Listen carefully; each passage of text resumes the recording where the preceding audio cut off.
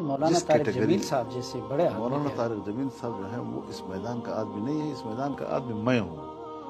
اس پر میں نے فیصلہ دینا ہے کہ یہ اس معیار کی حکومت ہے یا نہیں ہے۔ آپ سیاسی آدمی ہیں، وہ خالصتاً میں دینی سیاسی آدمی ہوں، اس لیے ان چیزوں کو سمجھتا ہوں۔ میں ایک مذہبی علوم کا طالب علم بھی ہوں اور سیاسی امور سے وابستہ ہوں۔ اس کو کہتے ہیں اہل الذکر، فاسألوا اہل الذکر ان کنتم فیہ، تو ہم سے پوچھے کوئی، اور ہم ان چیزوں کو بہتر جانتے ہیں۔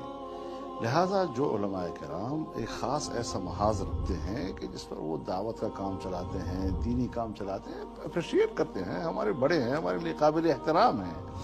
لیکن ریاست مدینہ اور اس کیریکٹر کے لوگ